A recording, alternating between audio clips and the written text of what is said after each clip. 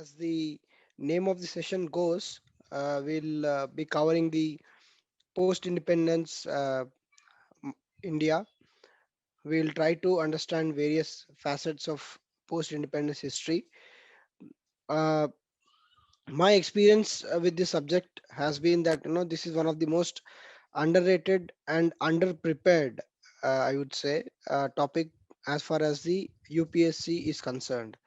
Because by and large people think it's only part of mains, and then it's not part of the prelim syllabus. So people tend to ignore this, and because the questions are also considered to be rare in this particular topic. So we tend to ignore this subject, and then uh, you know uh, the probability of questions coming also has been reducing over the past few years. But I would say one thing, that if you see paper one, especially the GS paper one, uh, there is a section called society, right? Society, where and then you have a lot of topics like regionalism, communalism, okay, and then sub-regionalism. All these topics have uh, direct or indirect relation with our post-independence. We'll see that, of course, as we go on for the next 3 days.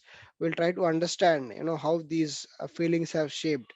And moreover, if you're writing any essay, and if your optional is any optional like sociology or something, uh, even as a matter of fact, if it's PSIR, so somewhere you have to encounter the post-independence scenario, because what India is today uh, is a result of last 75 years. Of course, India did not become a nation in the last 75 years alone. It has been a long journey. But after 1947, what has happened is direct reflecting on our present uh, nation. So that is, and if you see how the states are formed as on today, there is so much of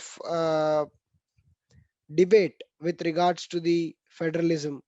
And we see how the linguistic states are formed, and then how the sub-regionalism is still very active in various pockets of India.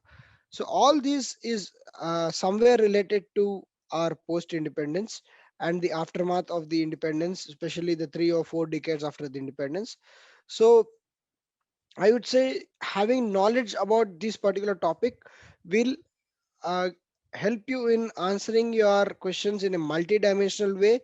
And whenever when you are referring to some key timelines uh, with regard to this topic in any of your answers, be it in polity, be it in JS1, be it in history, you'll have that extra edge. That means the examiner will understand that you know the history of India from very basics. It's not that if you ask some sub-regionalism, like if someone is speaking about Telangana movement, but how did the Telangana movement come?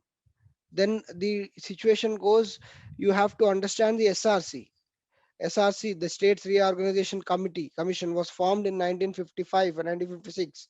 Based on that, there are a lot of things which has happened in India, and many states were divided on linguistic basis based on those proposals.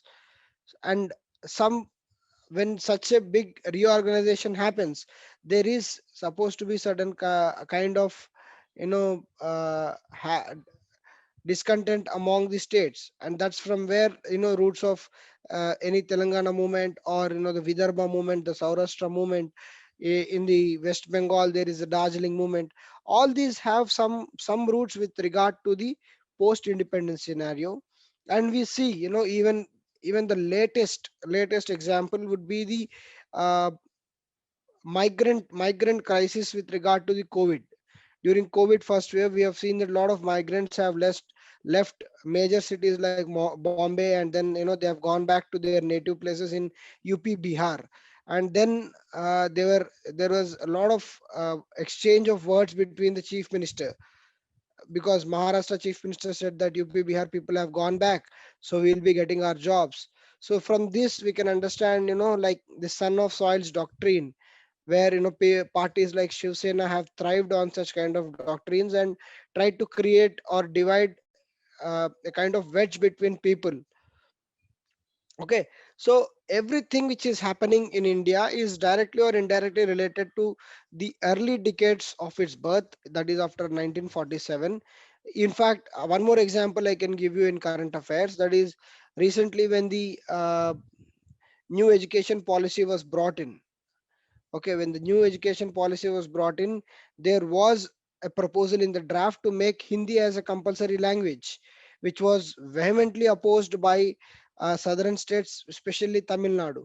Again, the roots of this particular movement goes back to the post-independence history. So there are a lot of things which are still in continuation. Okay, there are a lot of things which are uh, active even today. So understanding the post-independence history will help you in understanding these kind of situations and these kind of topics in total, and your answer writing skills, and then the way you can answer these questions becomes more holistic, and your answers will look obviously more mature. Okay, so this is what we are trying to understand through this session. So you can use these points in your essays and across the papers, and maybe you can use it in ethics also. Okay, because if we see the pattern of ethics in the last year, especially 2020, now ethics is becoming more and more unconventional. That is, they are going to ask you questions based on IR, international relations related ethics. They are going to ask you polity related ethics. So there may be a lot of questions in ethics also with regard to these kind of situations. So try to think in a holistic way, and uh, try to understand these topics in such a way that you will be able to answer the questions from the history perspective. Okay, so far it's clear. You can just drop a message so that I can see it.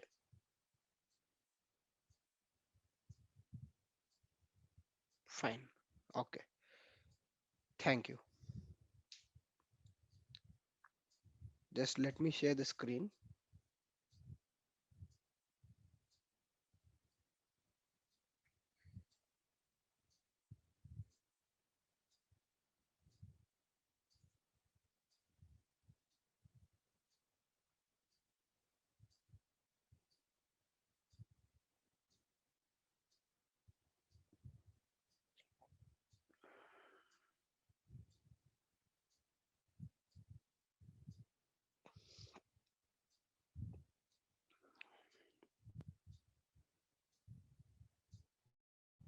Yeah, you're able to see the slide, right?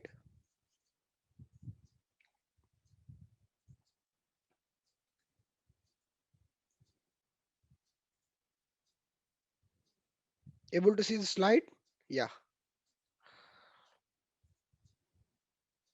Okay, thank you. So what we'll try to do is, after every session, for example, today we have a 3 hour session, so our class will be done by around 9:30. So 15 minutes or 20 minutes before the class, we'll just stop, and then we'll open the session for any doubts in this particular class, or maybe in general also. If you want some kind of doubts which have to be cleared, so I'll be open for it. Just give me a minute.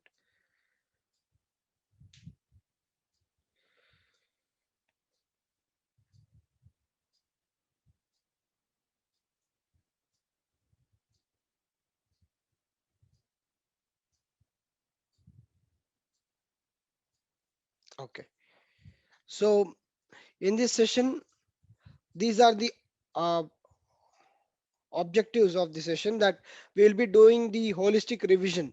Okay, because post independence India is a huge topic in itself. Okay, if we do in depth, and if we want to do it uh, to the point, it will take easily 25-30 hours. So I was told that some people who are preparing for this year mains are also going to attend this session, and the basic idea is to update you with the knowledge, and so in the minimum possible time, so that the commonly ignored topic, by just spending 9 to 10 hours, you'll be able to remember a lot of things which can help you in answer writing. So that is the basic objective of this session, not to go in depth of each and every topic with regard to post independence India, but give you sufficient knowledge and sufficient exposure, so that whenever you encounter, uh, just by attending these 9 hours or 8 hours of lecture, you can simply attempt any question based on post independence India in your mains exam. That much we can assure you. So what are we trying to understand in this session is, we'll try to revise the the macro view of post independence India, and then we'll in the day after tomorrow session, that is our last session, around 1 hour we will spend time in discussing the previous year questions. Okay, previous year questions related to post independence India, or the terminology, or the context with regard to the post independence India. Okay.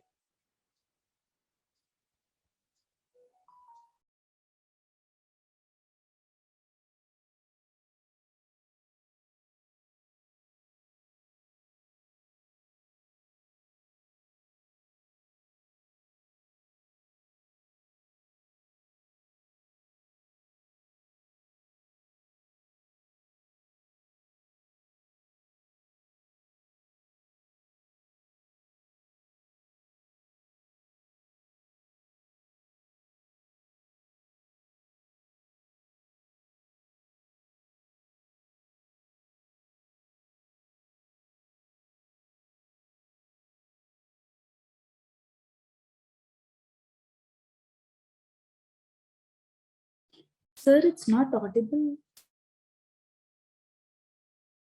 I've just muted my mic. Is it audible now? Yes, sir. Because I was just trying to share the PPT. The PPT was not opening previously. Now the PPT is visible, right? Yeah, I think it's visible. Fine, good. So Yes, sir. these are the topics we will be covering across 3 days. Okay, and then the last one will be discussion of question and answers. So we will start with the integration of states, how the integration of states was done, which is one of the most important topics even in the contemporary India, and then how the consolidation of the nation was done. So in today's class, we'll broadly cover the first two topics. Later, we'll discuss the linguistic reorganization and official language issue. We all know that even today, the linguistic reorganization and the official language is the most burning issue. Okay, any government cannot take any chance with regard to the official language of India. Okay, just to inform you that many people get confused between official language and the national language. Okay, so can anyone tell me how many official languages are there, or how many what is the national language of India?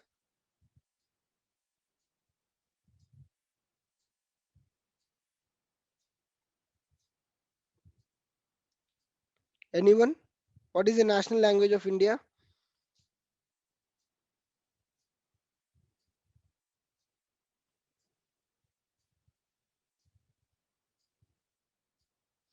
Right, right. Very good. So you people are aware of it. There is no national of, and there is no national language for India. Many people, do get confused that national language is, Hindi, but there is no national language. There are 22 official languages. All the languages which are part of the 8th schedule of Indian Constitution are called official languages. Okay, and then in general, two languages are used in day-to-day activity of government functioning, which are Hindi and English. Okay, and you might be knowing this one also, that Supreme Court should only function in English. Okay, so these are some facts which you need to know. Right. So then we will discuss about the tribals and their integration.